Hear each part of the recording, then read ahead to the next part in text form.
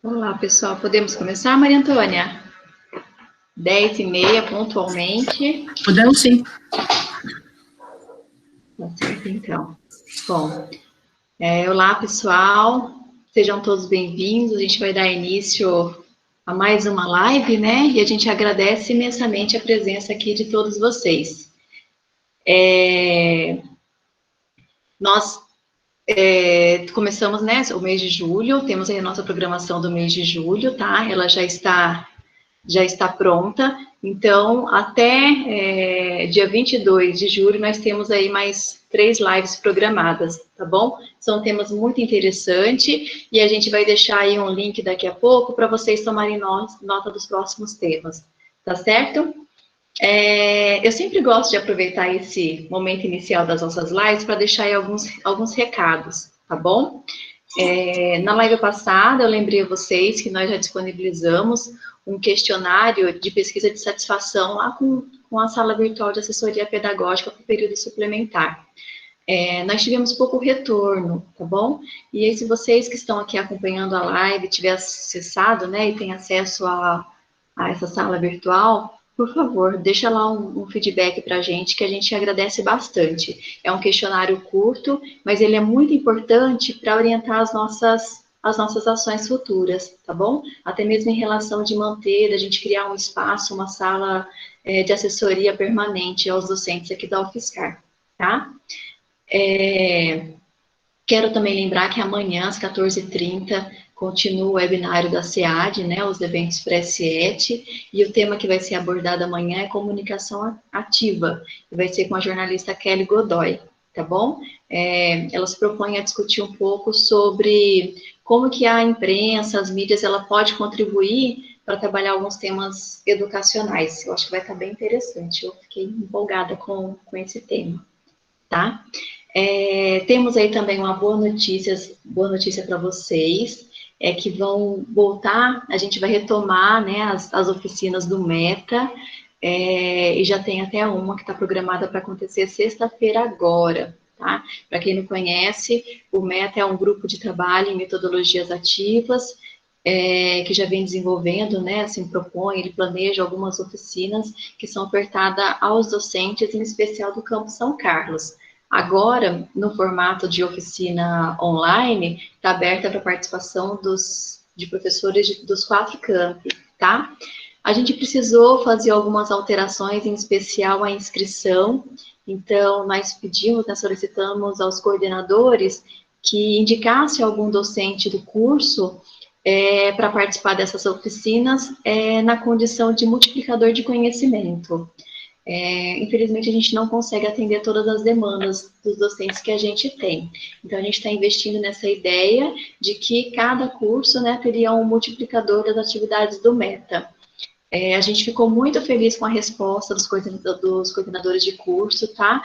Nós tivemos, assim, a maioria dos cursos indicaram um docente, e eu aproveito esse momento até, se tiver um coordenador aqui, coordenadores presentes, para agradecer esse trabalho de vocês, né? Diante de tantas atividades acumuladas que vocês têm, nós delegamos mais uma e vocês nos responderam prontamente. Então, fica o nosso agradecimento, tá bom?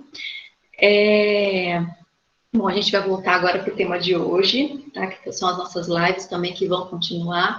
Então, a gente está tentando promover várias atividades que apoiam, né, o professor, agora pensando também numa perspectiva de ensino remoto, tá? E dando continuidade às nossas lives de quarta-feira. Hoje, nosso tema é ensino, tecnologia e aprendizagem. E quem vai estar com a gente, né, nossa convidada, é a professora Maria Antônia Ramos de Azevedo, que é docente da Unesp de Rio Claro e coordena o Grupo de Estudos e Pesquisas em Pedagogia Universitária, o GEPU. E eu tenho muito orgulho de dizer que faço parte desse grupo, com a professora Maria Antônia, e um grupo excelente, né, de pesquisadores que se reúnem e estudam a temática, né, o tema, a área pedagogia universitária. Ela vai trazer um pouco das discussões que a gente realiza nesse grupo, né, professora? Essa é a ideia. E eu quero dizer, assim, que é um prazer muito grande ouvir a professora Maria Antônia, é uma pessoa que eu tenho um carinho muito especial, uma admiração, assim, sem tamanho, pela pessoa e pela profissional que ela é. E eu quero deixar também registrado o nosso agradecimento pelo aceite ao convite de estar aqui com a gente e contribuir também com os professores da UFSCar, professora. Muito obrigada, nossa. Muito obrigada mesmo, Esther, pelo acolhimento, tão maravilhoso. Então, nós vamos fazer o seguinte, a gente montei, né, as rotinas das nossas lives, né, a gente vai ouvir a nossa convidada, a professora Maria Antônia, e em seguida vocês poderão fazer as perguntas diretamente a ela, tá? Mas a gente vai estar também com a nossa equipe acompanhando o chat e a gente vai anotar as perguntas que vocês fizerem ao longo da live. Ao final da fala dela, a gente abre também para discussão essas questões, tá certo? Eu deixo registrado para quem entrou antes da gente iniciar a gravação, que as nossas lives elas são gravadas e elas ficam disponíveis tanto no ambiente virtual de assessoria pedagógica, quanto no site da Pró-Reitoria de Graduação. E aí, como a gente sempre faz, né, ao longo da live a gente vai postando quais são os espaços, né, os links, os endereços desses espaços que vocês possam consultar esse material, tá certo? Agora, sim, eu vou passar a palavra para a professora Maria Antônia, porque eu já falei bastante, e a gente inicia a live de hoje, que eu tenho certeza que vai ser assim, vai ter muitas reflexões aí para a gente fazer da nossa vivência, né, universitária, em especial como docente, certo? Então, boa live para todos nós, e professora Maria Antônia, agora a palavra é sua. Então, vamos lá, gente. Muito bom dia. Eu agradeço o convite que eu recebi diretamente da Esther para estar com vocês hoje. Eu quero dizer da minha admiração e meu respeito pela UFSCar, que tem uma trajetória maravilhosa e uma contribuição ainda maior no contexto regional, nacional e internacional. A gente aprende bastante com vocês.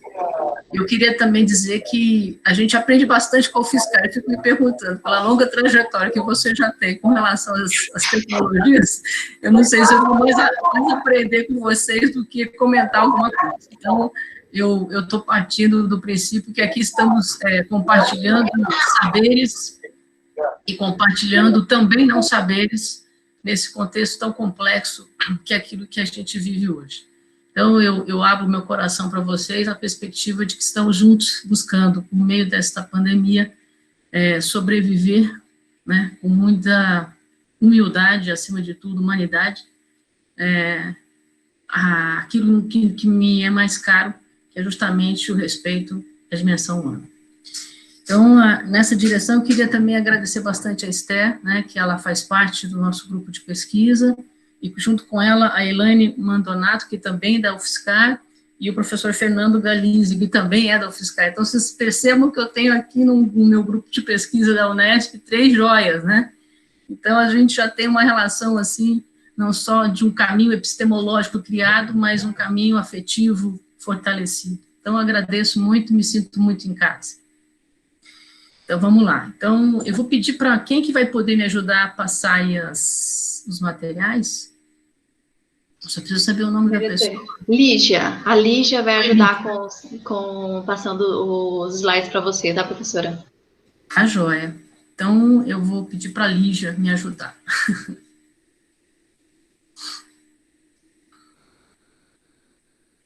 O tema que me foi colocado foi até interessante, né, porque a ideia que a gente vive hoje, pode já começando, porque eu já vou falando, tá? E eu pensei em falar uns 20 minutos a 30 minutos no máximo, até para a gente poder conversar. Então, por favor, Esther, você cuida do horário aí, você me avisa, para a gente poder ter um tempo gostoso de conversar junto. Fica tranquila, Maria Antônia. Se a Lígia não conseguir passar, eu vou colocar aqui mesmo, tá bom? Tá bom. Então, nesse processo que me foi chamado para falar sobre esse tema, é interessante porque a tecnologia também sempre foi um grande desafio, né? Mas jamais o ensino e a aprendizagem. Então, eu vou falar sempre do lugar que eu sou professora de didática, né? Então, a didática está dentro de mim e eu tento trazer um pouco o que esse campo pode contribuir no desafio de fazer uma docência mais decente, independente do lugar onde a gente possa estar e das dificuldades a quais a gente possa passar enquanto um professor preocupado com a sua qualidade e desencadear um processo um grande processo daquilo que a gente chama de uma aprendizagem significativa. Nessa perspectiva, eu fico me perguntando, então, qual é o maior desafio que a gente tem no contexto atual também, para a gente desenvolver uma aprendizagem que eu chamo significativa. Independente do lugar que a gente possa estar, estando ou não em pandemia, eu acho que um bom professor deve ter isso como uma meta. Nós somos professores, sei que somos pesquisadores também, sei que desenvolvemos e devemos desenvolver com competência a grande árdua tarefa de ser professor. Mas a gente nunca pode esquecer que somos professores pesquisadores. E sendo professores pesquisadores, o exercício profissional do ensino faz parte da nossa profissionalidade. Então, nessa perspectiva, o que me mobilizou para estar com vocês hoje, foi tentar responder essa primeira pergunta que aparece logo agora. Então, seria a próxima pergunta, né? Seria o próximo slide. Seria possível hoje a gente tentar promover uma aprendizagem significativa usando ferramentas tecnológicas? Eu não sei nem se nós hoje conseguimos, de fato, promovermos nas nossas docências uma aprendizagem significativa. Eu não estou nem colocando as ferramentas tecnológicas. Eu estou convidando a gente a se perguntar se, independente de termos ferramentas tecnológicas, ferramentas tecnológicas, nós teríamos a competência da docência. Essa é a primeira grande questão que eu trago a vocês para a gente pensar e construir junto. E afirmo que não é simplesmente o fato de termos anos de experiência que isso simplesmente qualifica a nossa docência, mas exatamente aquilo que a gente faz com a experiência da docência, que pode vir a ressignificar aquilo que vamos construir no exercício da mesma. Então, para tentar pensar isso, eu trouxe alguns elementos. E aí, eu trouxe alguns teóricos que tentam destrinchar o que seria aprendizagem significativa. E aí eu trago 3 grandes autores, né, tanto do viés da psicologia, quanto da filosofia, que podem nos trazer algumas pistas importantes. Então, da Ausubel, como todos vocês já devem ter ouvido falar, ele traz uma contribuição importante quando ele fala do que seria uma aprendizagem significativa. E aí ele mostra a importância de que, para que haja uma aprendizagem significativa, é necessário que o professor e que o processo de aprendizagem caminhe para que o aluno tenha condições de elaborar e de construir estruturas mentais que o faça avançar e abrir um leque de conhecimento de tal maneira que ele possa avançar ainda mais, dando condições dele fazer conexões, estabelecer interfaces e avançar naquilo que ele possa vir a elencar novos saberes e novas competências e conhecimentos. Já Rogers traz uma dimensão importante, porque ele nos convida a pensar, ele amplia as perspectivas do indivíduo além dos conhecimentos. Então, é um convite que ele faz. Então, a aprendizagem significativa para Rogers vai muito mais do que apenas a aquisição de um conhecimento. Ele busca ampliar isso, uma dimensão muito mais humana, além de uma dimensão apenas científica ou técnica. Pode passar. Uma outra perspectiva importante, que eu chamo, e eu não posso deixar de não falar, é de Freire, né? Eu sempre gosto de comentar que tive o prazer de ter Freire na minha vida e na minha formação inicial. E uma coisa importante de Paulo Freire é a dimensão humanística que ele carrega sempre na perspectiva que ele traz. E para Freire, uma aprendizagem significativa, ela é significativa quando é significante para o estudante aquilo que ele apreende.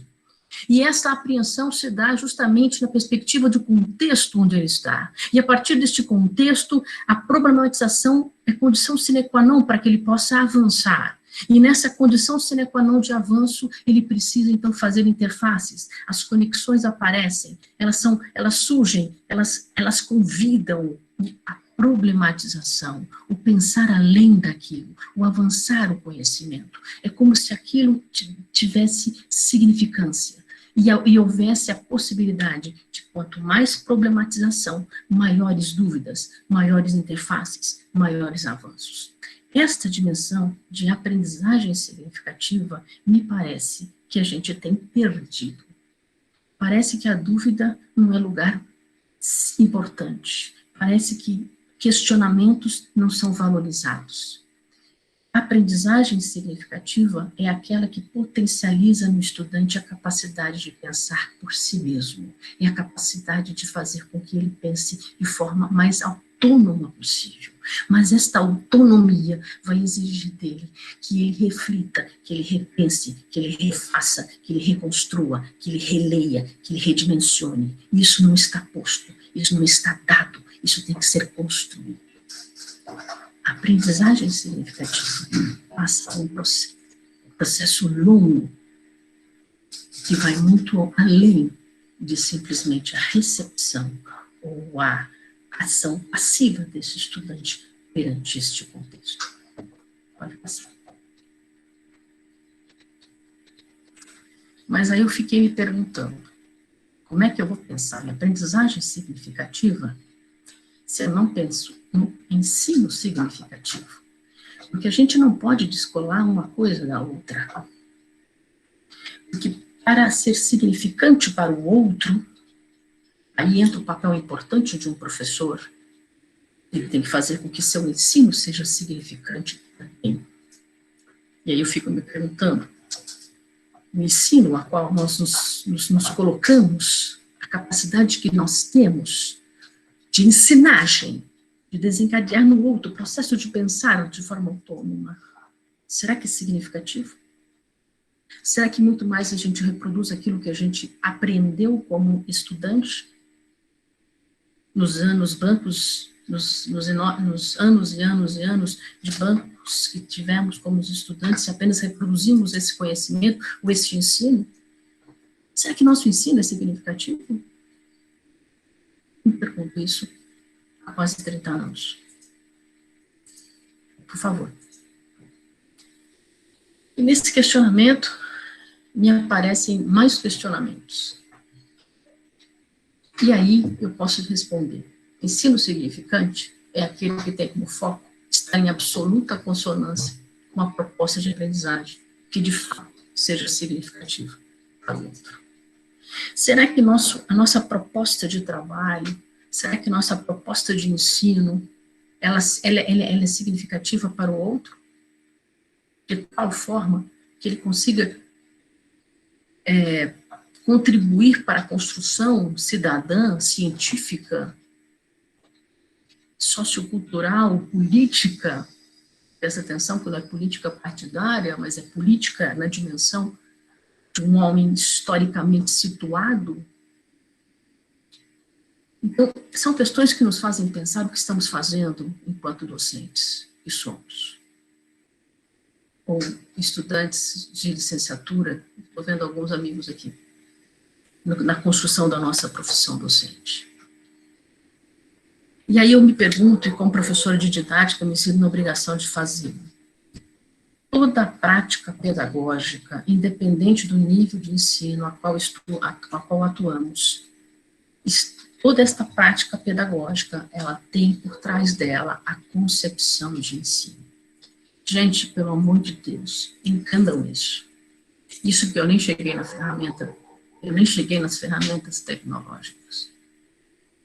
Mas se eu não entender a concepção de ensino, que está por trás de toda uma prática pedagógica que delimita o meu trabalho, fica extremamente difícil eu compreender aquilo que eu faço de fato, de maneira tal que meu ensino seja significante, a aprendizagem do outro seja significante também. E aí uma outra pergunta que me faço, será que a minha prática pedagógica delimita com clareza e precisão a proposta pedagógica da disciplina que eu ensino? Será que a disciplina que eu ensino, eu tenho clareza do papel dela dentro de um contexto de curso ao qual estou vinculado? Será que aquilo que eu ensino, eu tenho clareza da contribuição, da formação desta área para a formação do outro? Será que eu consigo, nesta minha disciplina, construir um conhecimento junto ao estudante de maneira que ele possa ter uma visão muito mais ampla de conhecimento, não apenas uma visão disciplinar de uma área? Para que, de fato, ele consiga fazer inter-relações, uma perspectiva muito mais ampla de conhecimento? situando este indivíduo, um homem, estando ele enquanto um homem, num mundo historicamente situado?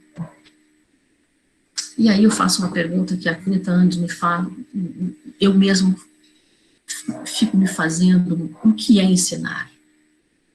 Gostaria que todo professor me respondesse e tivesse essa clareza.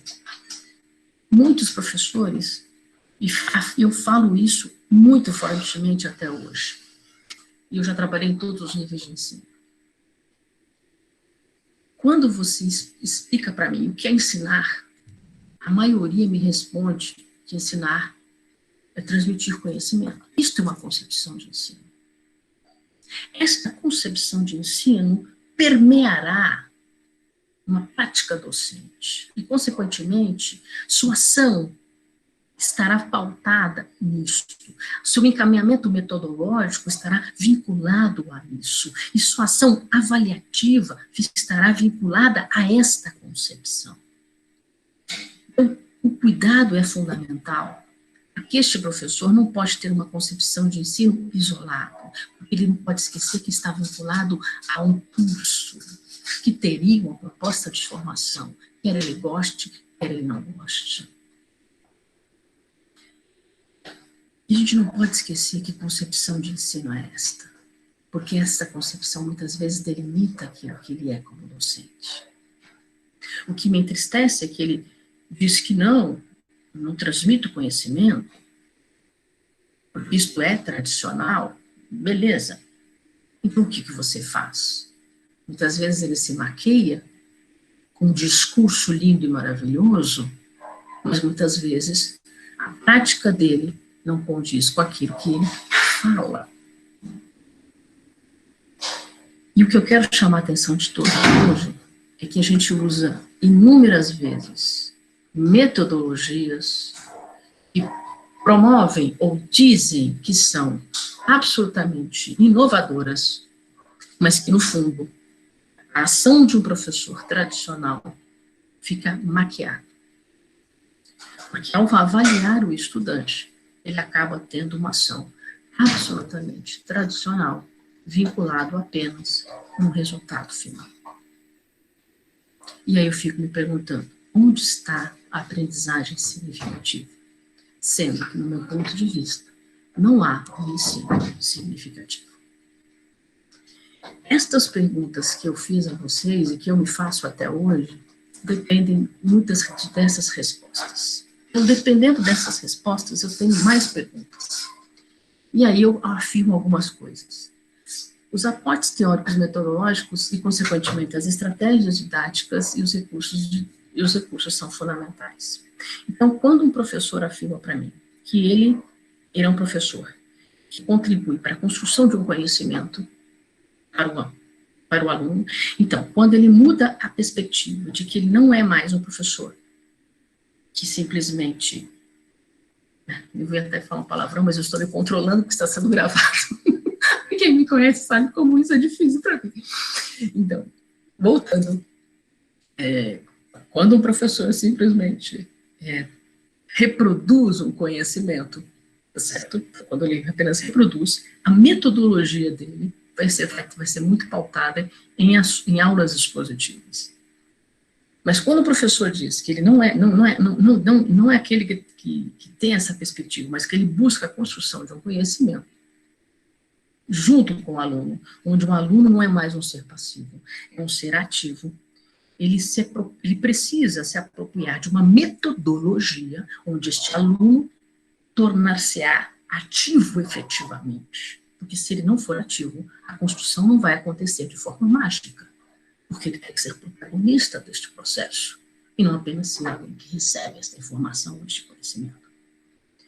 Aí surge, então, o grande boom das metodologias ativas. Então, eu vou chegar aqui numa questão importante, porque a metodologia ativa, eu prefiro usar a palavra metodologia dialética, né? Então, a metodologia dialética, ela é importante, né, porque ela vai na direção de fazer um corte. Um corte em que não existe, eu vou lutar e fazer com que a minha aula não seja a transmissão de um conhecimento, eu vou lutar para que haja uma interface, que o aluno torne-se protagonista. O aluno precisa trabalhar comigo, ele precisa aprender, ele precisa pensar, ele precisa construir comigo os espaços, ele precisa construir ideias. E aí eu preciso ter uma outra intervenção metodológica. Esta nova intervenção metodológica, necessita trazer para si o quê? Estratégias de ensino extremamente interessantes, onde esse aluno é sujeito. Eu preciso o quê? Eu preciso de recursos extremamente importantes. Eu preciso de ferramentas tecnológicas que podem contribuir também para isso. Mas isso tudo não vai funcionar se eu não reconstruir e ressignificar a concepção de ensino que eu tenho, estando em atividade remota ou estando frente a frente com esse estudante. A organização do meu trabalho pedagógico é fundamental. Desde que eu tenha clareza da concepção de ensino que está balizado a minha intervenção pedagógica junto a estes estudantes. Mas ela não pode estar vazia, ela tem que estar pautada em quê? Ela tem que estar pautada num planejamento. Esse planejamento vem de onde? Pelo amor de Deus, galera, volta ali só um pouquinho. Esse planejamento vem de onde, galera? Esse planejamento não vem de um índice de livro. Esse planejamento, ele vem de propostas de uma instituição. Esse planejamento, ele vem de um projeto de desenvolvimento institucional, que traz dentro dele, um projeto pedagógico institucional. Então, nós temos um projeto, a UFSCar tem um projeto pedagógico institucional fantástico. E nós temos projetos pedagógicos. Infelizmente, eu luto há 30 anos para que os projetos pedagógicos não sejam burocráticos. Eles são burocráticos. Mas eles são burocráticos por quê? É culpa do projeto? É culpa do documento? Ou é culpa de quem faz, ou quem não faz, ou quem reconstrói, ou quem não reconstrói? O projeto tem um nome de projeto porque ele tem que ser refeito, remexido, revisitado, reconstruído.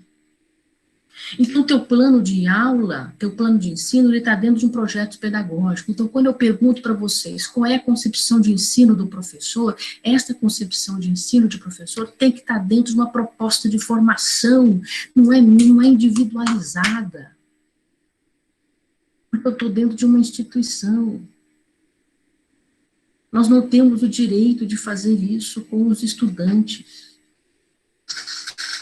Porque nós estamos formando os estudantes que estão dentro de um curso de formação, independente de ser bacharel, de ser licenciado, eles estão sendo formados. E se o curso, eu vou falar para vocês, se eu posso afirmar, a maioria dos projetos pedagógicos de curso afirmam que eles busca uma formação integral. Integral, gente. Para você dizer que você está oferecendo uma formação integral, você tem que ter muito café no bule. Porque, no fundo, a gente não faz uma formação integral. Parece que a gente só forma o cara daqui para cima. Esquece que o cara tem corpo. Esquece que o cara tem uma história. Esquece que o cara tem uma cultura. Esquece que o cara está num contexto. Esquece que o cara precisa fazer interfaces, interrelações. Então, nessa perspectiva, a questão metodológica acaba aparecendo. Então, é fundamental que a gente entenda isso. E não acabe utilizando modismos, que a educação adora isso. Tá que pariu, desculpa, escapou. Não, agora eu sou interdisciplinar. Não, agora eu sou transdisciplinar. Não, agora eu sou transversal. Não, agora eu sou inovador. Não, agora... Gente, pelo amor de Deus. O que nós somos? Nós acabamos sendo um monte de coisa e acabamos não tendo uma clareza teórico-metodológica, conceitual daquilo que assumimos enquanto docentes a partir de um curso que estamos. Pode continuar. Não tem quanto minutos. Eu ainda tenho 5 minutos para a gente conversar. Vamos lá. Essa é uma imagem no sentido da gente quis trazer a importância de um trabalho coletivo que a gente tem perdido um pouco essa dimensão. Vamos lá, continuando, está acabando, gente. E aí, as ferramentas tecnológicas onde ficam, né? Então, nesse debate todo, pode colocar.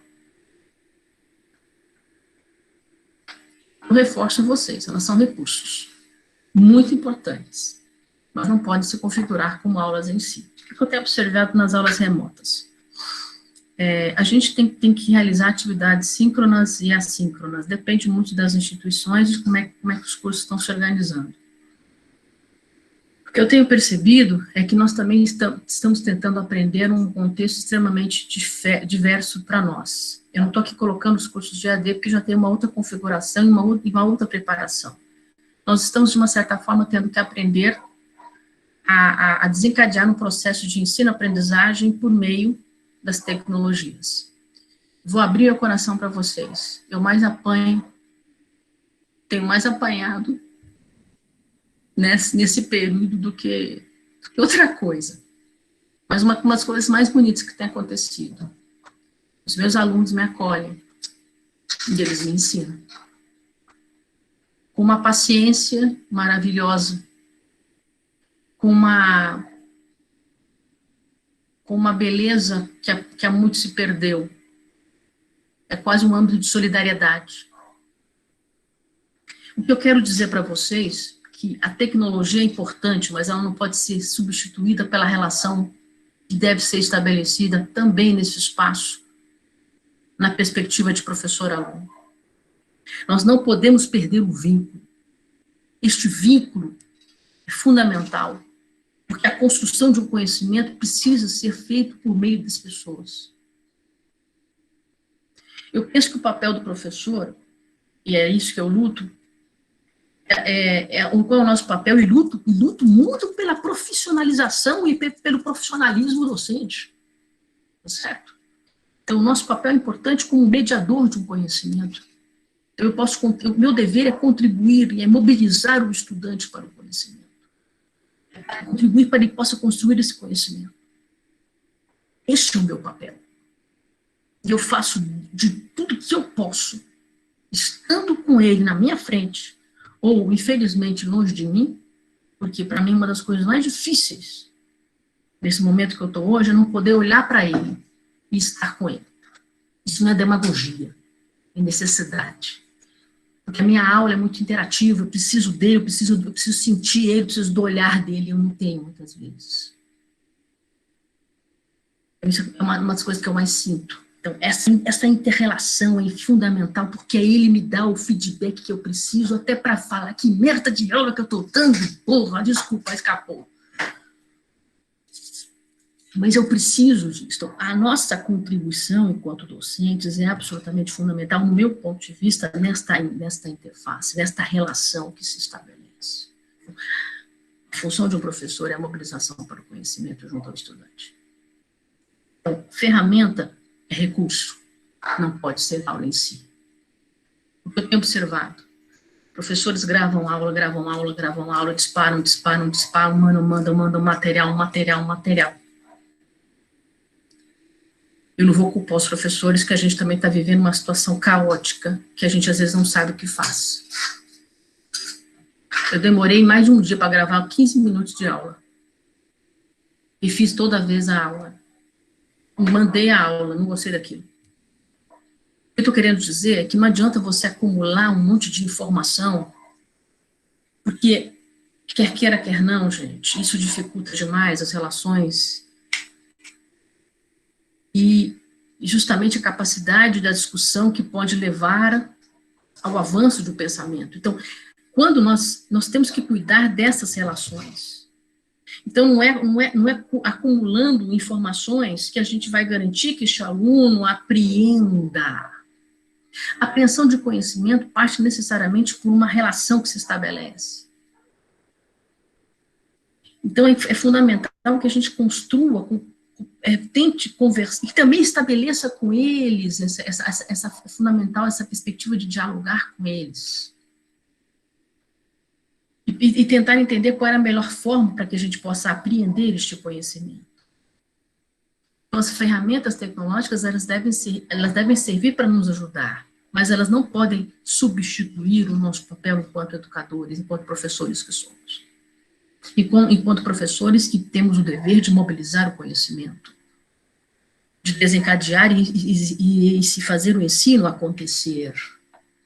E eu sou aquela professora que acho e que luto para que a aula seja um espaço de aprendizagem, independente do lugar onde ela aconteça. Se é dentro da sala, se é fora da sala, se é nesse espaço, se é fora desse espaço.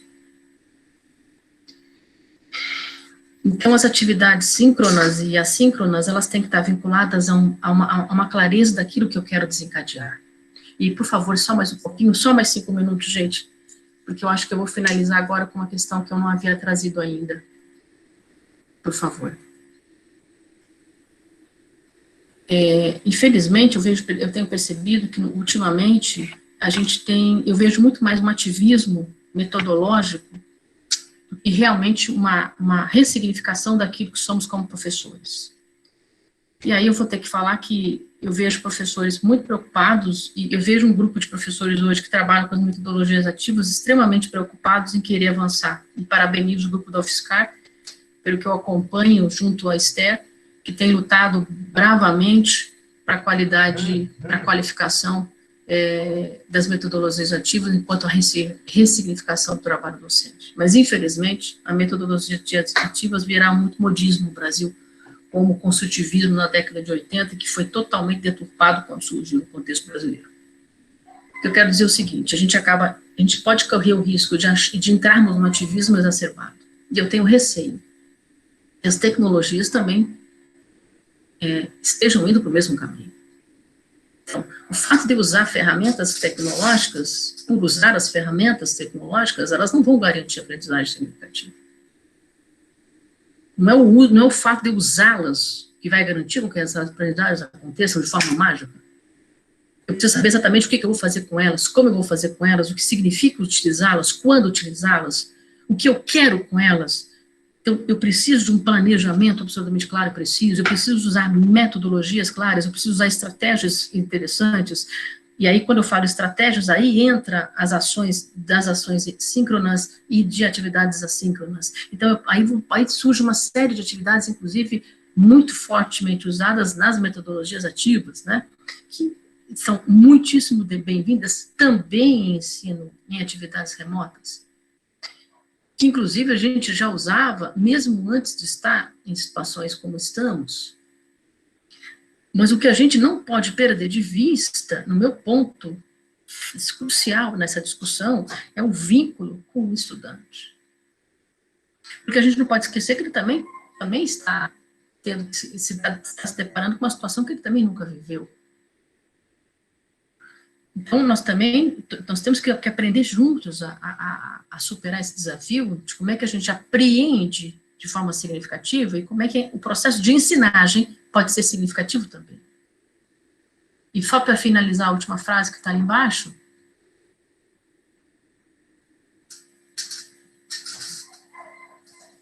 então, voltando, enquanto ensino, tecnologia e aprendizagem, elas podem vir a ser uma tríade importante e interessante, desde que eu tenha, claro, a concepção de ensino vinculado a uma proposta de curso. Desde que eu tenha um planejamento que englobe a proposta formativa deste curso e ter uma relação forte do professor e do aluno, certo? E que este planejamento esteja vinculado a objetivos claros e precisos. Eu preciso saber exatamente aquilo que eu quero com as atividades. Pode parecer bobagem? Pode. Se eu não sei o que eu quero com as atividades que eu promovo, fica extremamente difícil eu avaliar com competência. Uma questão muito grave é que não adianta você utilizar tecnologias ou utilizar metodologias inúmeras se você tem uma lógica absolutamente tradicional no processo e no encaminhamento avaliativo.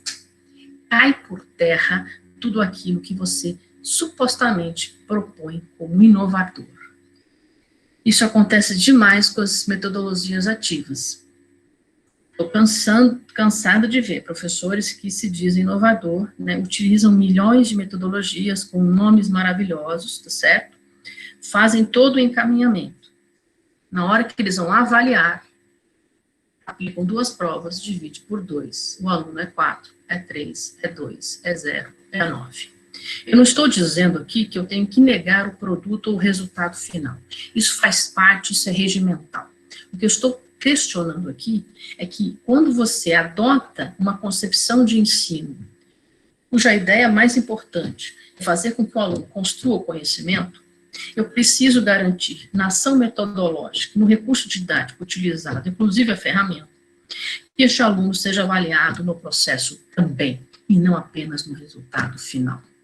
Logo, toda vez que eu fizer e promover atividades com os estudantes, eu preciso deixar claro para os estudantes quais são os critérios de avaliação que eu estou utilizando no processo vivenciado por ele.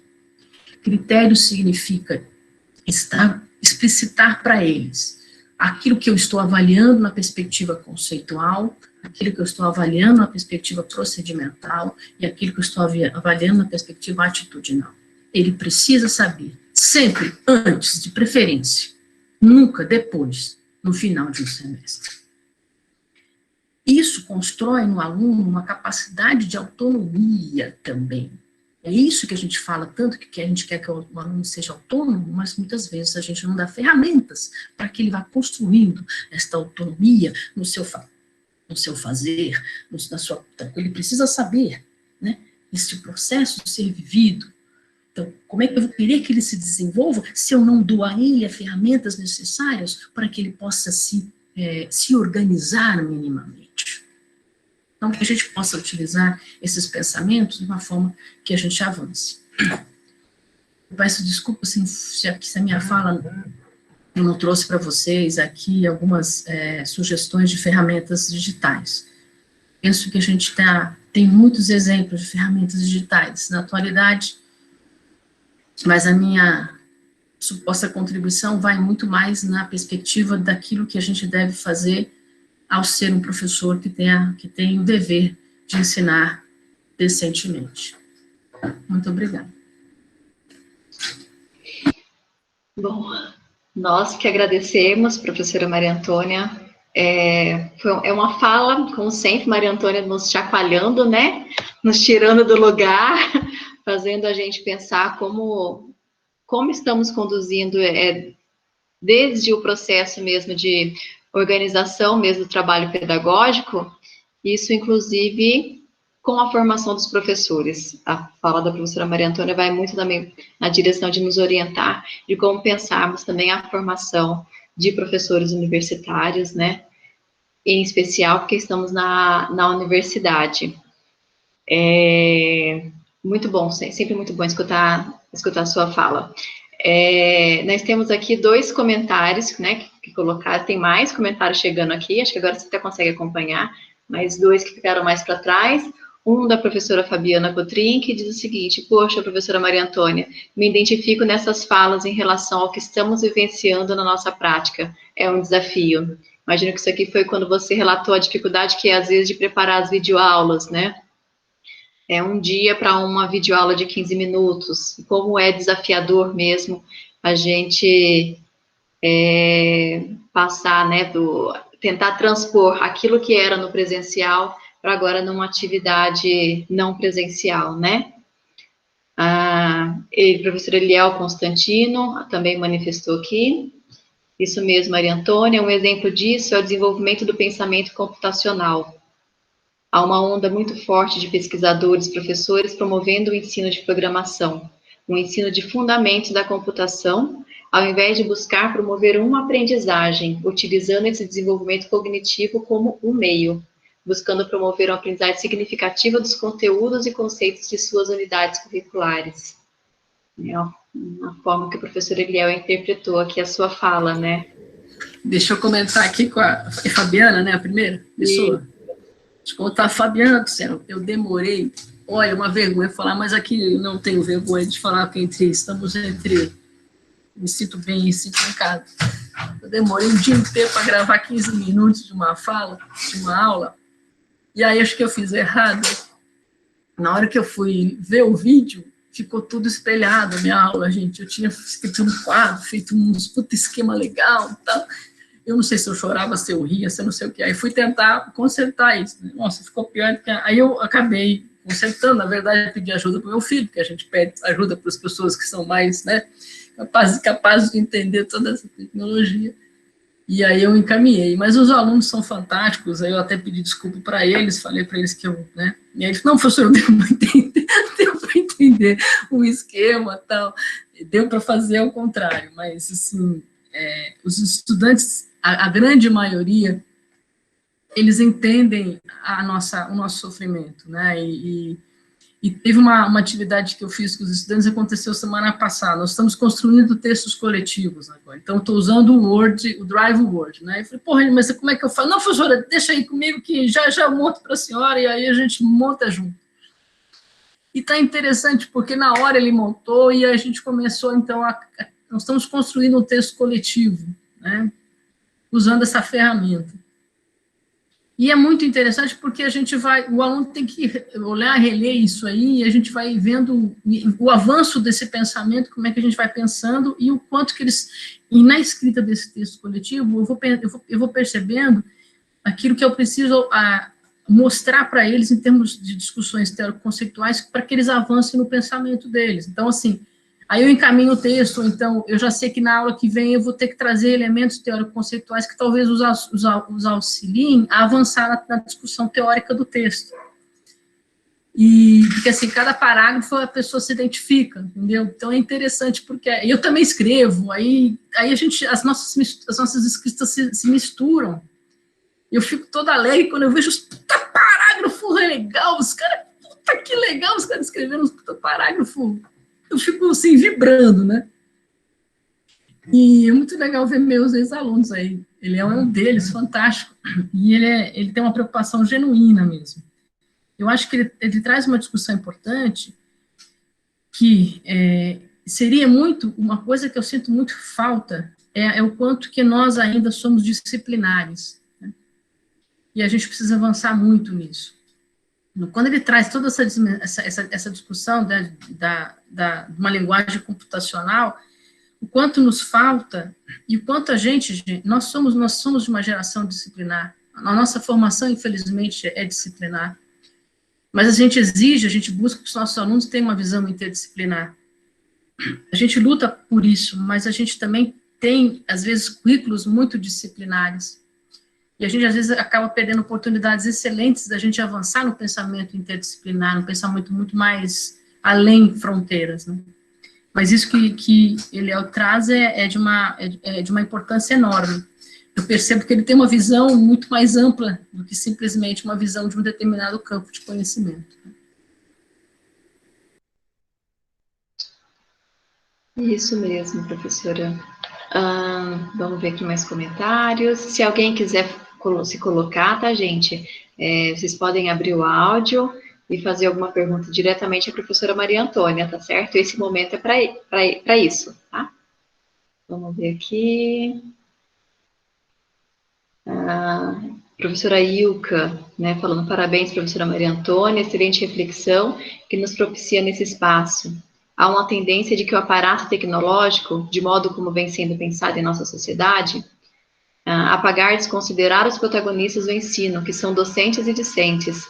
É preciso estabelecermos uma relação crítico-reflexiva sobre a presente temática, do contrário, seremos engolidos, triturados, pelo tecnologismo que desponta, principalmente nesse contexto de pandemia. Obrigada.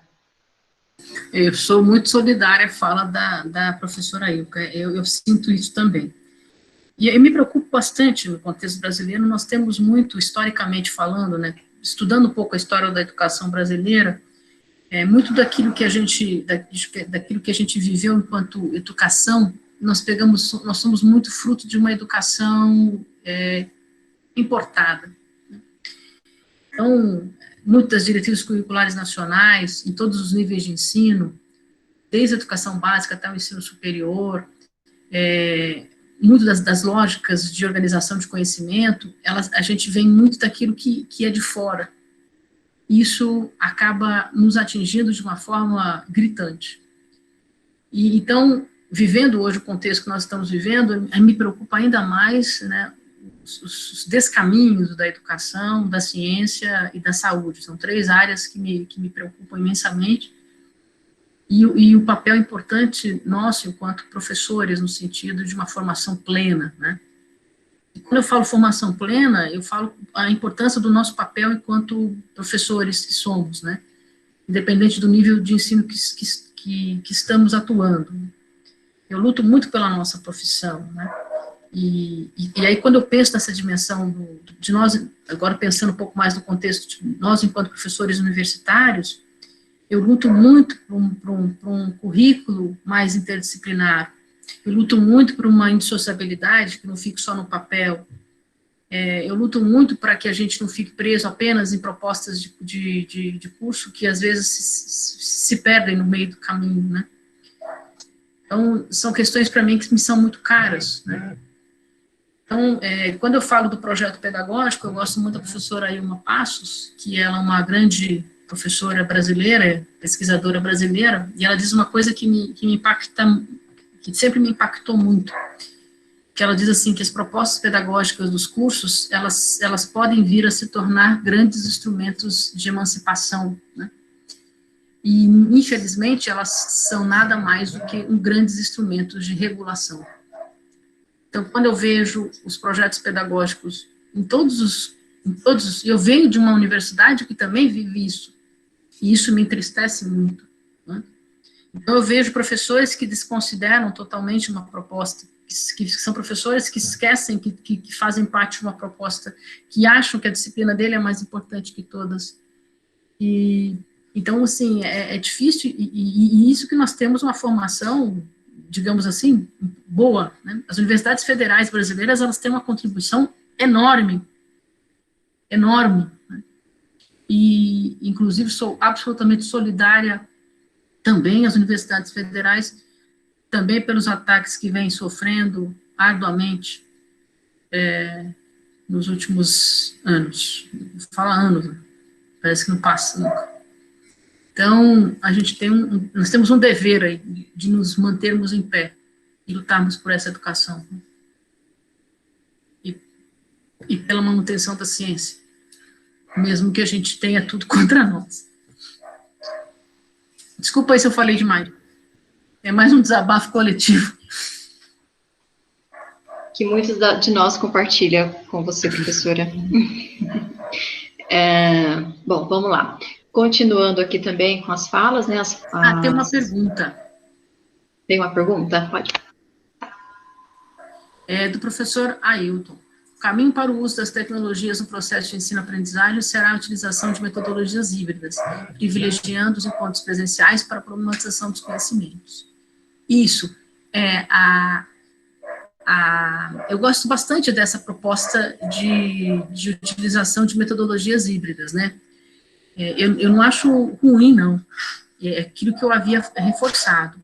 Quanto mais diferenciadas forem as ações metodológicas, mais interessante, eu acredito, que ficam os processos de ensino-aprendizagem. O que nós temos que tomar cuidado são 2 coisas. A gente ter clareza da aplicabilidade das mesmas, né, quando nós podemos usar a melhor metodologia, digamos assim. Eu gosto de usar mais a palavra estratégias, né? Qual será a melhor estratégia ou recurso didático que a gente vai utilizar, em qual momento, tendo então a clareza de o que a gente quer fazer com isso, qual é o nosso objetivo e como é que eu vou avaliar isso, né? Porque a avaliação, ela tem um papel fundamental para que essa aprendizagem seja significativa. Então, uma questão fundamental da aprendizagem significativa é a gente acompanhar efetivamente a apreensão ou não desse conhecimento pelo estudante. Isso é um dever do professor também. É acompanhar aquilo que o aluno tem conseguido apreender, né? E como eu posso vir a contribuir para que ele possa avançar. Se eu só observo isso no final de um processo, né, de um período, a contribuição do professor acaba não sendo tão significativa quando poderia vir a ser. É isso que eu chamo de um ensino significativo também. Então, e a avaliação, para mim, ela é extremamente importante, por isso que eu trago aqui a importância de uma avaliação formativa. Por que uma avaliação formativa? Porque o meu foco não está apenas numa avaliação somatória ou classificatória. Eu sei que eu tenho que dar um resultado final, isso está claro para mim. Mas o meu foco, né, a minha ação pedagógica, ela não pode apenas estar focada no resultado final. Eu tenho que propor atividades diferenciadas, né, de tal forma que eu possa acompanhar, né, essa apreensão ou não, e aquilo que efetivamente eu posso contribuir para ele avançar. Né? Então, ele não conheceu ainda, o que eu posso fazer para ele apreender? E aí, acho que é a importância do nosso papel. Eu sempre faço avaliação das minhas disciplinas, né, durante o semestre e no final das mesmas. Duas coisas os estudantes têm apontado como coisas que são positivas. É a questão da variação das atividades que eu desencadeio no semestre. Significa o quê? Eles gostam muito das atividades serem bastante variadas. E a maneira como eu desencadeio o processo de avaliação. Uma, porque eles sabem bastante como é que o processo acontece, aquilo que, cada atividade de avaliação que eu faço, eu explico o que eu vou avaliar antes. E então, eles sabem exatamente aquilo que eles vêm preparados para as questões. E as avaliações que acontecem durante a semana, né, porque praticamente tem uma por semana, eu falo na hora, antes de acontecer a avaliação em si. Então, eles já sabem exatamente como é que vai ser a avaliação, ou o foco que eu vou desencadear naquela atividade específica. Então, são duas coisas que eles consideram que sejam importantes para que eles desencadeiem um pensamento e uma ação mais autônoma perante a disciplina.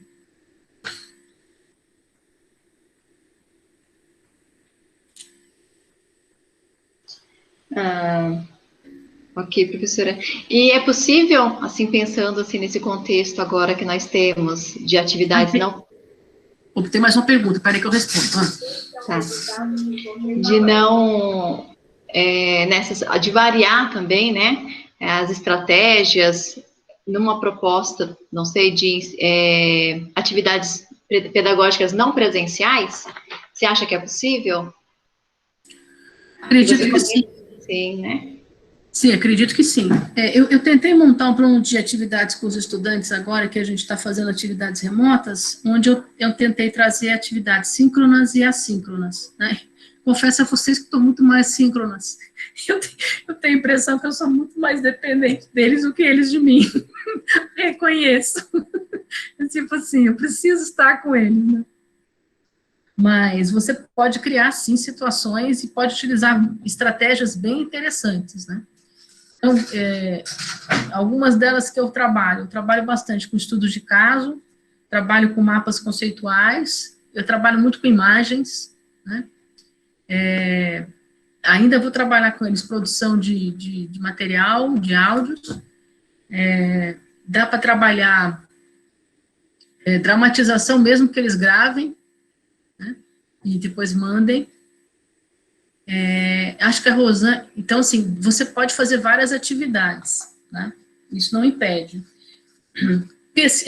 Pesquisas, se você vai orientar pesquisa, você pode orientar, mas orientar mesmo. Infelizmente, muitos professores não têm utilizado, no meu ponto de vista, seminários de forma correta. Seminário é uma estratégia de ensino extremamente importante e interessante. Mas seminário, gente, não é simplesmente dividir o livro, capítulos, e cada grupo apresenta um capítulo. Né? Seminário, o seminário ele surge normalmente de temáticas complexas. Essas temáticas praticamente é um projeto de investigação. Como é que eu desenvolvo o seminário? Então, durante um determinado semestre, eu acompanho individualmente os grupos e oriento esses grupos nas temáticas. Eu oriento teórico-metodologicamente esses grupos. Eu preparo esses grupos para os temas. E eles ficam tão bons que eles, assim, no final do semestre, a apresentação da temática. E é interessante porque fica aquela coisa, vou sortear, né? Aí se você não souber, eu vou te ferrar. Porque eu sou daquela geração, né? O professor sorteava na hora. Não, você não sabe, vou te ferrar. Para, agora responde você. Então, assim, e aí, durante o semestre, eu recebo os alunos individualmente, os grupos individualmente, e vou anotando tudo. Né? E aí eu vou vendo o desenvolvimento individual e coletivo do grupo. No final, a apresentação é uma das avaliações. Mas é impressionante a fala desses estudantes nos seminários depois. Eles têm uma apropriação teórica conceitual impressionante. E não tem aquela coisa assim, eu vou me ferrar porque eu não sei falar, não. Ele fala com propriedade. Então, é bem diferente daquilo que, infelizmente, eu vejo acontecer ainda, de simplesmente divide cada capítulo, e aí, né? Então, é dar autonomia, mas acompanhar, né, gente? Acho que a gente precisa entender que a construção de um pensamento autônomo, de uma ação autônoma, ela vem acompanhada de um acompanhamento atento e preciso no sentido de fazê-lo crescer e avançar. Acho que tem perguntas que eu não respondi. Me ajudem, por favor. Claro, Maria Antônia, olha, nós temos uma pergunta novamente do Ailton, e tem também a Rosane, que havia solicitado a fala, ela pediu a palavra, né, com áudio, e acabou passando aqui, nós não vimos. Então, como ela já tinha solicitado anteriormente, eu sugiro que a gente passe a palavra para a Rosane, e aí depois você responde a questão do Ailton, pode ser? Claro, se o professor Ailton não se importar, acho que não tem problema, porque inclusive ela estava inscrita antes. Isso, tá bom? Aí a Rosane também pode utilizar da fala. Não, ok, Esther, muito obrigada. Antes, eu sou professora da UFSCar, da produção, e antes eu gostaria de agradecer, porque eu acho que esses seminários estão sendo muito bons, né?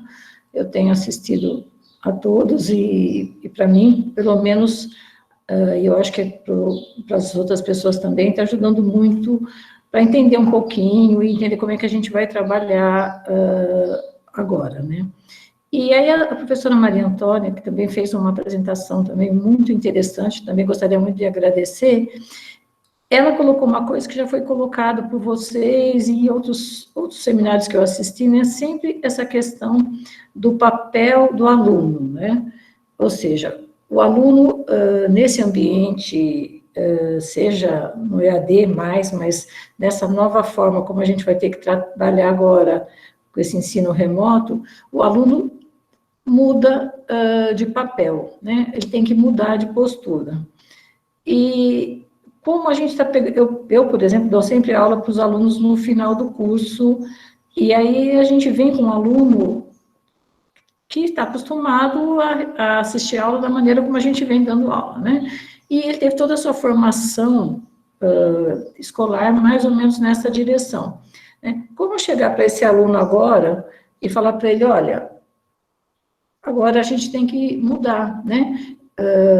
Você tem que, digamos assim, ser mais participativo, você tem que ser mais protagonista. Como que a gente faz isso para convencer um aluno que passou, né, toda a sua vida acadêmica, está lá no último ano de engenharia, acostumado a ir para a sala de aula e ficar esperando, né, que você passe para ele conhecimento, né, com algumas interações, em alguns casos, outros não, mas enfim. Como fazer esse aluno ser diferente agora? Como fazê-lo ter consciência que, nesse momento, a postura dele vai ser determinante também, lógico, não é só o aluno, o professor, né, também, mas não é só o professor. Como é que a gente faz isso com o aluno? Como é que a gente combina com ele, né, motiva ele? Porque uma das coisas que alguém falou nos seminários da SEAD foi, olha, gente, sempre, é legal sempre remunerar o aluno por todas as atividades que você pede para ele fazer, né, em função da nota, presença e tal. Ok, isso é uma atividade, mas além dessa questão, né, como fazer para que ele entenda essa mudança, ou que ele, né, ou entender, talvez ele entenda, mas que ele, entre aspas, concorde com isso. Obrigada, Rosane, pelo carinho aí, das palavras de acolhimento aí na minha fala. Você traz uma questão muito importante, que na verdade acho que não é só nesse momento não de pandemia, mas com certeza esse momento que a gente está vivendo se agravou bastante. Quando a gente tenta mudar a concepção de ensino, né, e trazer esse aluno muito mais como protagonista, que é uma mudança muito, que eu chamo sempre que é uma mudança paradigmática do professor, essa mudança também tem que acontecer com o aluno. E eu vou dizer para você, muitos alunos não gostam dessas mudanças. Muitos alunos apenas querem que você passe o conteúdo, diga quando vai ser a prova, porque eu quero me livrar da disciplina. Então, eu quero me livrar do curso. Então, assim, alguns estudantes têm uma atitude extremamente assim. Não há um envolvimento e nem um comprometimento, muitas vezes, com sua aprendizagem, mas sim com o passar de ano. Então, é uma coisa muito mais dele do que de você. Isso me deixava muito pirada, e eu posso te dizer isso com muita clareza, assim, nossa, isso me incomodava bastante, mas tem questões que são muito do outro, e não de ti. Mas o que eu posso trazer para você como contribuição acho que o professor tem o dever, e aí entra a questão da mobilização, né, mas o outro também precisa estar aberto para aprender. Eu sempre gosto de comentar isso, né, as prefeituras, né, adoram fazer aqueles cursos de formação de professores, né? E a universidade também faz isso. E eu sempre digo e falo, não adianta um professor querer ser obrigado a fazer 7.458 horas de formação continuada. Se ele senta lá e não tem interesse nenhum em ressignificar e estar aberto para ouvir. Ele sai de lá com 7.458 horas feitas, mas não ressignifica em nada aquilo que faz. Nem para pensar e continuar fazendo, não. Ele não está presente, né? Então, às vezes, eu penso que isso também acontece com o aluno. Então, por isso que eu digo que, o que eu tento fazer, né? Eu tento, no máximo, fazer mobilizar esse estudante para o conhecimento. E o que eu tenho para fazer isso é aquilo que eu chamo do contrato didático. Com a gente começou o semestre, eu tinha uma proposta de trabalho, com a pandemia, né? A Unesp acabou parando também, e agora a gente está voltando, né? Mais ou menos um mês atrás, e agora a gente começou com aulas remotas. Eu tive que reorganizar minha proposta de trabalho, né? E aí eu apresentei a proposta de trabalho para os estudantes. E nessa proposta de trabalho, eu apresentei para eles como é que eu estava pensando em fazer. Mas a gente também tem que estar aberto para ouvir o que eles têm para dizer. E aberto para dizer, escutar o que eles sugerem como proposta metodológica. E avaliativa também. E aí a gente tem que chegar num consenso. E a partir disso, a gente acaba assinando uma corresponsabilidade, porque eu não posso fazer com que ele se comprometa, porque esse comprometimento também tem que partir dele, mas eu posso garantir para ele que eu estou comprometida com a aprendizagem, com o ensino, desculpa. Então, isso eu deixei muito claro para eles, né? Então, como os estudantes já vêm de uma formação assim, muito, e acho que isso acontece não só no seu caso, Rosane, mas acontece com muitos de nós acabamos recebemos estudantes que já vêm com esse formato de formação, né? Mas a gente precisa construir esta lógica de uma outra maneira. Então, talvez, você ainda está no semestre, talvez fosse interessante você conversar com os estudantes e, por meio do seu planejamento de aulas remotas, tentar trazer algumas reflexões coletivas, tanto na metodologia e na aplicabilidade de determinadas estratégias, quanto nos encaminhamentos avaliativos. Mas tenta trazer esses estudantes para pensar junto contigo, mas também mostra para eles as dificuldades que você está tendo, e como é que vocês podem efetivamente juntos, e o comprometimento. É isso que eu tenho tentado fazer. Não sei se eu te ajudei. Não, eu acho que ajudou, sim, eu acho que a ideia é mais ou menos essa, que, na verdade, a gente talvez tenha que, nesse momento, entender que nem todo mundo vai ser receptivo, né, a essa forma. Sim, mas, sim, com certeza, Rosane. Entender também que na aula tradicional também nem todos são receptivos. Eu acho que a gente fica muito nessa angústia de querer ter uma recepção positiva, né, de todos, quando, na verdade, a gente também não tem isso na aula presencial, né? Exato. Mas como Oi, pode falar. E outra coisa, Rosane, assim, acho que isso você também, para te tranquilizar, quando você estabelece o contrato didático com a turma, é um contrato, é uma corresponsabilidade. Então, assim, mesmo que alguns estudantes não gostem muito, é uma questão de grupo que você assume. Né? E essa corresponsabilidade, ela é extremamente importante, e ela também te dá segurança, no sentido de fazer uma atividade pedagógica muito mais significativa. Também nos protege, isso que eu quero dizer. E os estudantes também se sentem protegidos nisso. E com certeza, você tem razão, muitos não ficam, você não tem uma aderência de estudantes que queiram a proação e a corresponsabilidade. Muitos não gostam disso. Ótimo, muito obrigada, viu? Eu que agradeço, Rosane. Queria a pergunta do professor Ailton. Isso aí, Maria Antônia. Oi? Isso mesmo, fique à vontade para responder, tá certo? Tá. Ele fez uma pergunta muito interessante também, né? Como a professora vê a questão da interdisciplinaridade na utilização de ferramentas digitais? Impossibilidade ou oportunidade? Eu acho que você tinha feito uma outra também, Ailton. Vamos ver se eu consigo recuperar. Eu penso, assim, que ela pode ser uma oportunidade, e a gente pode até utilizá-la. Como? Dependendo das estratégias de ensino que você for utilizar, você pode desencadear atividades com os estudantes onde você não foca apenas na sua área, ou na sua, digamos assim, na sua disciplina. Você pode projetar intervenções muito mais interessantes. Mas uma interdisciplinaridade muito mais significativa, ela não parte apenas de uma prática individual docente. Ela envolve a interface com vários professores.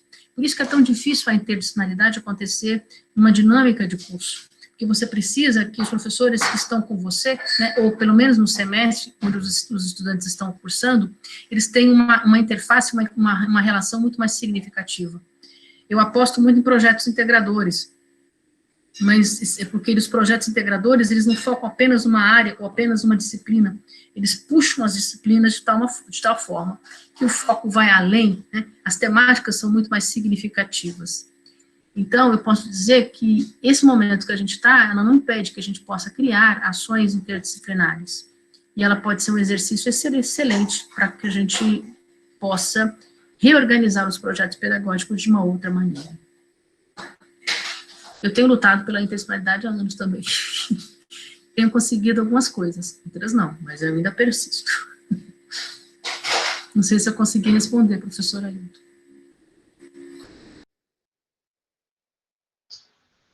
Maria Antônia, eu estou aqui acompanhando o chat, tá?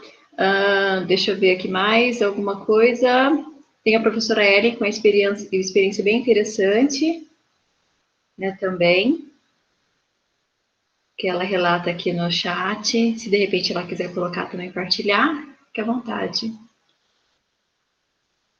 Isso, compartilha, é bom. É bom, né? Eu tenho pedido que eles compartilhem, utilizem esses espaços também para compartilhar, né, as experiências que a gente aprende muito. Ellen, se você quiser falar, a palavra está com você. Olá, pessoal, bom dia a todos. Eu gostaria de parabenizar a Maria Antônia por essa fala tão acolhedora. Parece que a gente estava se espelhando, né, em cada parte que você falava, principalmente o que mais me marcou é esse olho no olho, né, a gente não tem nenhum feedback visual do conteúdo que a gente está transmitindo ou mediando numa discussão. E aí a Rosane falou, nossa, mas como que eu faço isso de maneira interativa, né, se a gente tem que usar diferentes ferramentas, é tudo muito novo para a gente, os alunos também são bem exigentes nessa questão tecnológica, eu precisei gravar aula remota, fazer podcast, eu não me considero uma pessoa tão velha, me considero uma pessoa jovem, e foi muito difícil fazer tudo isso, né. E aí eu tive essa ideia de coletar a expectativa do aluno, a gente faz muito isso com o paciente, eu sou da área da saúde, então a gente sempre pergunta, né, qual é a sua expectativa com esse tratamento, o que você acha que pode dar certo, o que você costuma fazer no seu dia a dia que dá certo e dá errado, e eu tentei transpor isso para o ambiente virtual, eu usei o Google Meet na minha CIEP. E aí foi muito legal, assim, entender que era uma turma interdisciplinar, com todos os cursos da saúde da universidade, E aí cada um tinha uma ideia. Olha, eu não aguento mais ficar em casa, meu pai está me cobrando para eu fazer alguma coisa, então por isso que eu me matriculei. Outros precisavam cumprir crédito para se formar, outra parcela tinha interesse pelo assunto, e assim eu me vi com quebra-cabeça, né, a ser montado. E aí eu fiz um pacto, né, muito permeado pelas capacitações do Meta, de deveres e direitos, como é que a gente ia alinhar. E ao longo disso, eu percebi que a aula síncrona, ela engajava mais esses alunos. Então, a gente marcava uma vez por semana para que o máximo de pessoas estivessem online. Eles pediam sempre apresentações mais curtas relacionadas a 40 minutinhos e abriu espaço para discussão. Ao longo do semestre, a gente fez feedbacks parciais com aquele Google Forms, para saber como o aluno considerava como ele estava se desempenhando. Então, a pergunta é, como você está indo? Como seus colegas estão evoluindo? E como os coordenadores estão permeando essas discussões. E esses feedbacks parciais me ajudaram muito a traçar novas rotas em termos de metodologia. Então, se eu pudesse dar uma dica para quem vai começar um possível calendário remoto, é isso, é explicar com clareza o que você planejou, ouvir das pessoas sugestões tão simples e inovadoras ao mesmo tempo para a gente, ficarem de olho, né, na plataforma que o SEAD nos oferece, aqui nas lives, e sempre buscar essa troca com outros colegas que estão nesse mesmo desafio. Eu acho muito legal, assim, a gente não querer ir sozinho, né, a gente sempre achar apoio em outros professores, eu acho que é uma forma de encurtar muito esse caminho tão desafiador. E o feedback final foi muito crítico, isso que eu achei bacana. Os alunos apontaram coisas boas, mas também apontaram coisas que eu posso melhorar. Então, eu acho que foi uma forma de diálogo que, para mim, foi muito interessante. Eu espero ter colaborado com vocês e fico à disposição. Obrigada, Ellen. Já está anotadinho aqui, achei muito legal essa sua dica. E realmente a área da saúde, ela tem uma perspectiva e um avanço significativo, do meu ponto de vista, quando a gente tenta pensar um pouco o avanço de aulas mais significativas para o estudante, né? A área da saúde tem trazido muito a preocupação de qualificação desse ensino superior, no ensino superior. E a preocupação que eles têm já de trazer aulas mais interdisciplinares, né? Inovadoras de fato. Então, eu já vou nessa minha... Então, muito obrigada, viu? Já anotei aqui, vou usar essas suas dicas.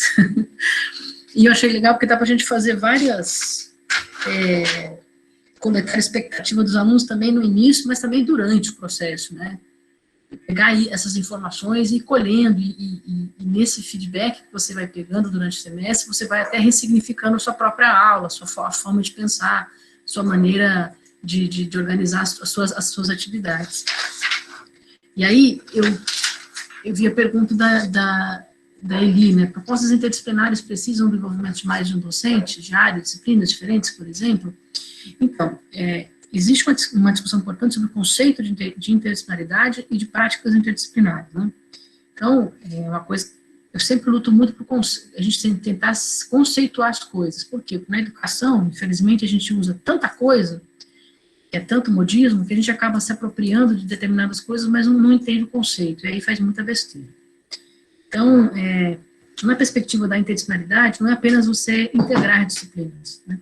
Então, você juntar conteúdos. Então, tem uma perspectiva de disciplinaridade, multidisciplinaridade, e a interdisciplinaridade, rapidamente falando, do meu ponto de vista, é quando você tem a capacidade, isso é muito difícil, você ter profundidade na área, mas você começar a entender, pesquisar e aprender a outra área de conhecimento.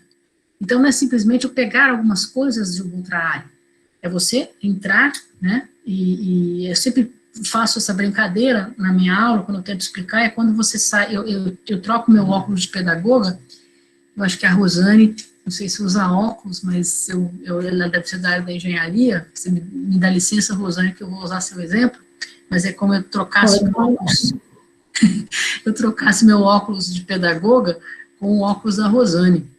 Aí a Rosane ia ter que ter a capacidade de tentar enxergar aquilo que eu enxergo. E eu teria que ter a capacidade de enxergar aquilo que ela enxerga. Com certeza eu não enxergaria com a clareza que ela enxerga, porque eu teria que apreender o campo de conhecimento dela. E essa apreensão passa necessariamente por um domínio teórico conceitual, mas um domínio metodológico também. Então, práticas interdisciplinares não é simplesmente juntar conteúdo. Práticas interdisciplinares exigem um aprofundamento conceitual forte e um conhecimento bastante significativo também na perspectiva metodológica. Então, às vezes, eu prefiro muito mais que a gente tenha práticas multidisciplinares, porque aí é a visão de especialistas tentando se organizar mediante matemática, do que a gente simplesmente dizer que é interdisciplinar, na verdade não é. Mas eu luto pela interdisciplinaridade, e tentando responder a tua pergunta. Práticas interdisciplinares, de fato, do meu ponto de vista, ela necessita articular, sim, áreas. Necessita articular pessoas, porque ela precisa fazer com que haja um deslocamento dessas pessoas e dessas áreas. Não uma área específica, mas é como se a gente recriasse a partir dessas áreas novas possibilidades. Então, assim, uma coisa interessante de você fazer isso é por temáticas. Por que por temáticas? Porque a temática, ela não foca numa área específica, muito pelo contrário, ela te faz pensar a partir da sua, mas ela te joga, ela te lança a fazer interface com as outras. Acho que é isso. Muito bem, Maria Antônia. Eu gosto muito desse exemplo do óculos, viu? De trocar, né? De enxergar com o óculos do outro. Né? É um exercício. É um exercício. Eu tenho certeza que se eu pegasse o óculos da Rosane, eu teria imensa dificuldade. Eu ficaria incomodada, porque eu não consigo enxergar o que ela enxerga com clareza. E é muito difícil um professor dizer que não sabe. É muito difícil um professor reconhecer para um outro professor que ele não entende. Que ele não entende absolutamente nada do que o outro está dizendo para ele. Esse deslocamento é difícil, ele é duro, né?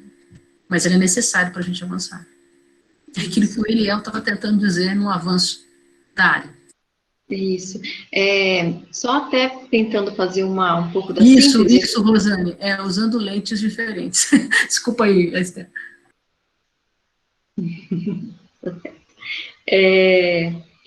Fica aqui também, né, o que a gente tem conversado bastante nas nossas lives, com essa questão do planejamento, da importância do planejamento, do ensino, não é? Então, em várias lives a gente falou sobre isso, a gente percebe que os professores também têm uma demanda para entender um pouco agora como fica o planejamento numa eventual atividade não presencial, né, que a gente vai desenvolver.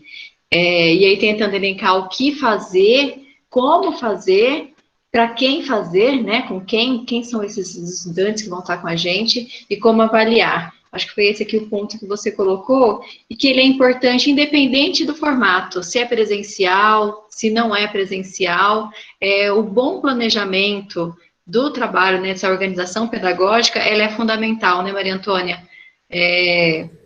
Para, inclusive, escolher quais são as ferramentas, as estratégias e recursos que a gente vai utilizar. Quais que cabem melhor para determinado tema, né, e quais que não cabem para aquele tema. Então, acho que o planejamento, ele é uma palavra-chave para a gente pensar aí na organização do ensino.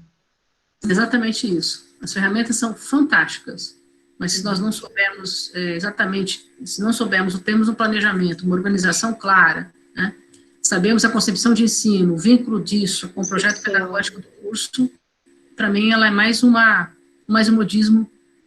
E talvez, até muitas vezes, alguns professores tentam utilizar outros recursos em suas atividades e se frustram.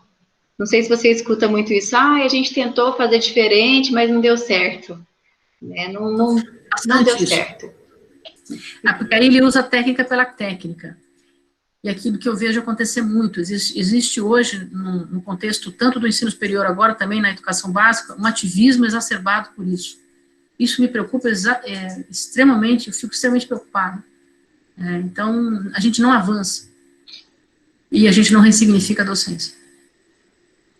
Muito interessante. Essa colocação é muito interessante, né? A utilização da técnica pela técnica, né? Isso é algo para a gente refletir bastante mesmo. Caso a gente tenha mais 5 minutinhos aí de live, caso alguém queira colocar algum questionamento, né? Compartilhar reflexões ou experiências, tem aí um tempo disponível. O pessoal então, o José está me perguntando se eu me incomodaria de haver Não entendi, José, deixa eu ver.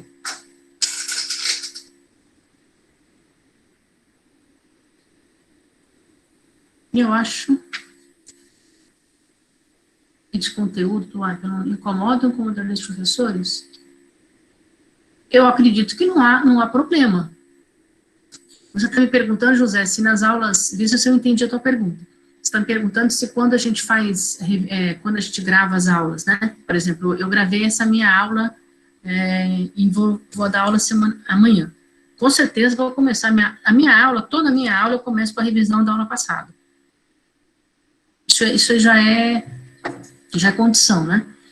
Então, é necessário, sim, principalmente quando a aula é gravada, é necessário que o professor comece já a sua aula fazendo feedback, dando feedback da aula, mesmo que tenha sido gravada. Então, eu não sei se era isso que você tinha perguntado, não haver a limitação temporal da aula. Eu acho que sim, eu acho que precisaria que essa aula gravada fosse resgatada em algum momento presencial que eu digo assim, em alguma atividade síncrona com os estudantes. José, desculpa se eu não entendi. Claro, por favor. Desculpa se eu não entendi, José. A minha reflexão é a seguinte: quando você tem a limitação da aula, são 40 minutos, 35, o conteúdo da informação, a informação, o conhecimento repassado para o aluno, ensinado ao aluno, não permite a ele que faça a criticidade desse conhecimento. Mas na aula gravada, eu posso rebobinar, digamos assim, voltar à aula, rever o conteúdo e talvez falar assim, mas o professor não é besteira isso que o professor falou, não tem permite ao aluno uma apreensão maior do conhecimento, se ele quiser, do que na aula. E isso não incomoda o professor na hora de fazer a produção, de forma que não haja muita lacuna nessa exposição da aula? Eu acredito que não, professor. Eu acredito que quanto mais ele... Ninguém se incomodou? Mas ninguém apontou esse problema? Não. Não? Interessante. Não, porque assim, mesmo que eu tive essa experiência, só tive que gravar uma aula, né? Porque, na verdade, eu gosto de estar sempre com eles toda semana. Só que eu sou representante no conselho universitário, e eu precisaria estar na reunião do conselho universitário, né? Meu suplente não poderia estar. E aí eu gravei a aula e expliquei tudo para eles. Então, eu vou começar minha aula amanhã fazendo mas eu converso com eles pelas ferramentas digitais. Eles disseram que não tiveram nenhum problema do entendimento da aula teórica. Só complementando, Maria Antônia, eu penso que, assim, numa situação de que o professor ele pode gravar uma aula, ele pode rever aquilo que ele gravou, ele tem possibilidades, inclusive, de fazer possíveis alterações, adequações, antes mesmo de divulgar para o aluno, não é? Para que chegue até o estudante.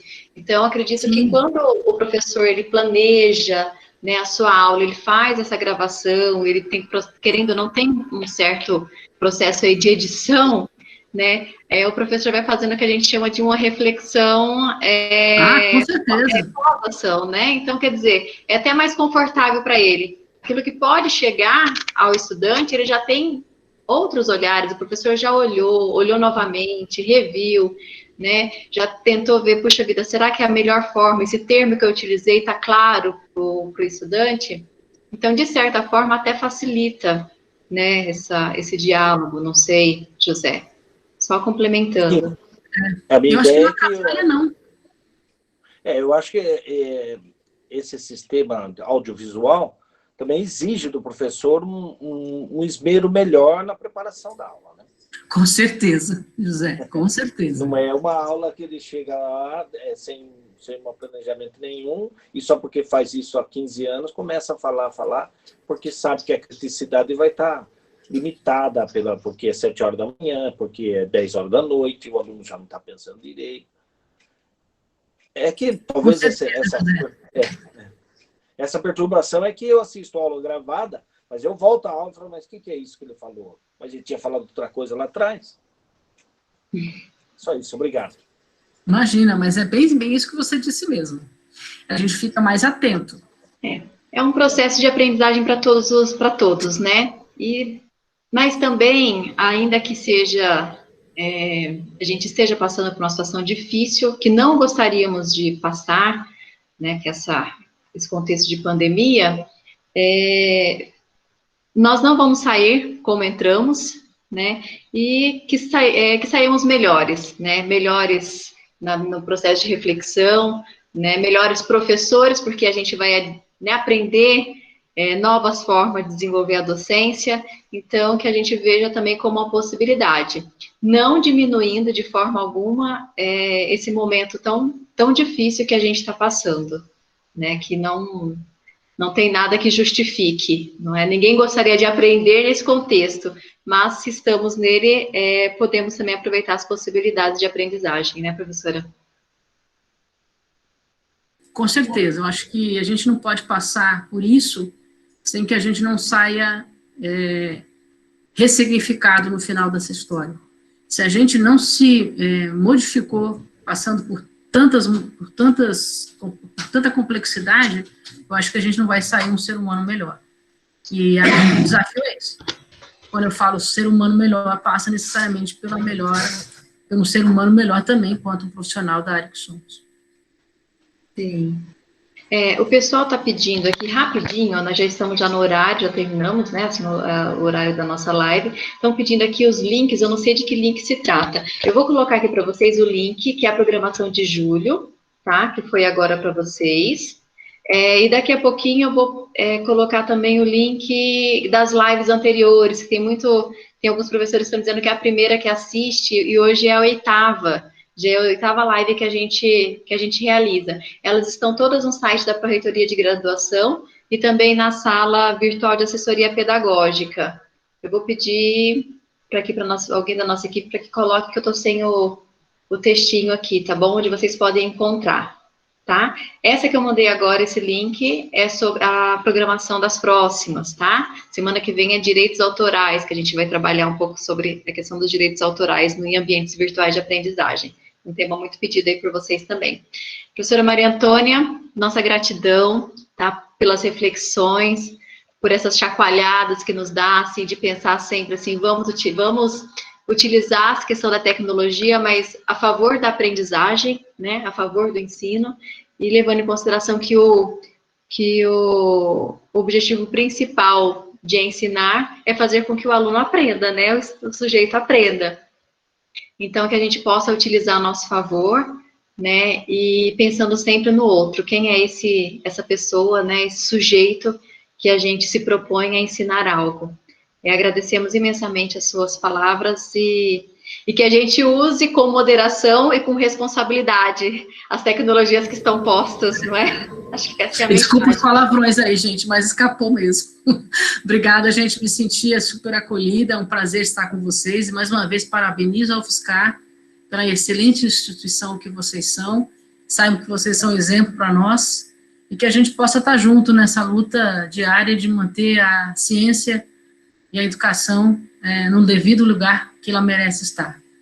Parabéns pelo trabalho e que a gente se permaneça junto, apesar dessa distância física. Um beijão grande para vocês, tá?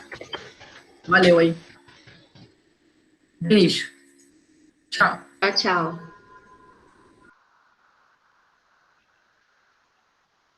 Esther.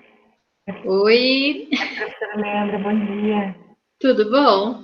Tudo bem, gratidão imensa, viu? Foi maravilhoso. Eu estava numa atividade, cheguei um pouco depois.